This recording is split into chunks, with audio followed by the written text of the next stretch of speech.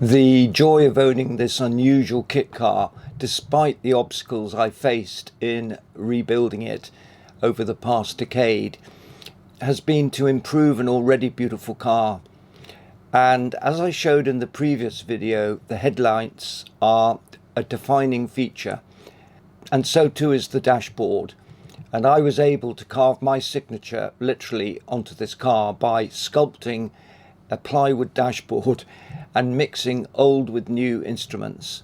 Now, as you can see, the original dashboard is somewhat heavy and old-fashioned looking, and like the original Mini type headlights, I felt just didn't do justice to this beautiful car.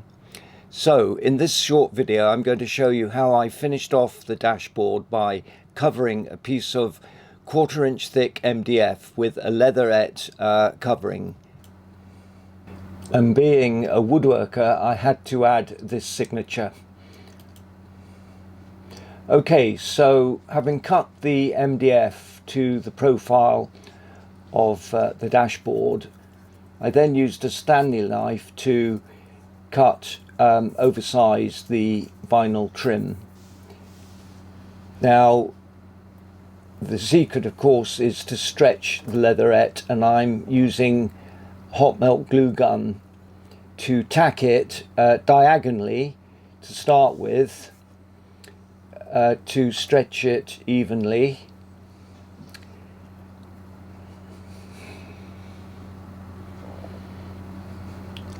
It was a bit of trial and error to stretch it without wrinkles.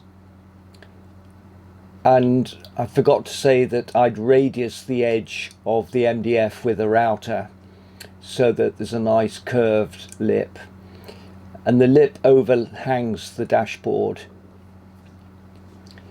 So I'm just checking here for flatness because I don't want to overstretch it and bow the MDF. So now I'm turning it around so that I can do the rather fiddly overlapping or wrapping over, especially where the cutouts are rather sharp or rather abrupt. It's been an aspect of the car I've really been looking forward to. This project has been ongoing since I think 2011. It's crazy, that's 13 years. And it's only just coming together. There've been lots of hiccups, mostly mechanical and electrical, just not being able to get help when I needed it. I guess if I was based near the Midlands, where there's a history of car building, I would have found skilled people to help me, but you just cannot get, for instance, an automotive electrician in my area. I live in Bath. You know, it's a tourist city, a museum city, and this is probably the only kit car in my city, but it's a great tourist attraction when I drive it. Now this is quite fiddly.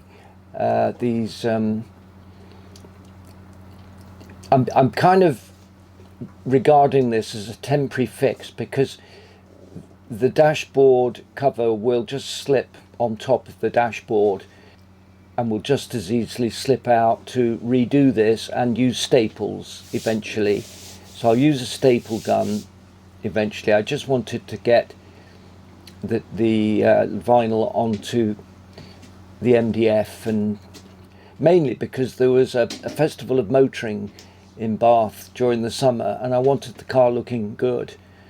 So that's beginning to look good, and now I'm simply installing it in the car, and I've managed to get rid of any wrinkles, and you can see the grey really contrasts with the yellowy finish of the plywood. So now we're coming to making this little novel domed plywood structure that will simply glue onto the dashboard. In fact, I may screw it from underneath so that I can take it off if I need to. So I'm using a variety of methods such as this linishing sander and working to a line which I've traced from the dashboard and it follows the curvature of that digital dash. So here I'm doing what's called the bath towel fashion of sanding. Took quite a while to get a good finish. Enjoyable aspect of woodworking, doing this sort of thing. I just think it's a nice little signature to an already beautiful car. Sadly, John Raffo passed away a few years ago. I hope he would be proud of how I've enhanced his creation. So there we are. That's the dashboard covered with a vinyl leatherette. I would have preferred a coarser grain, but that's what was available at the time. And I think the colour is right. You know, red and grey is a nice combination. In the next episode, I'll cover preparing the body, filling it with body filler, ready for repainting. Please stay tuned.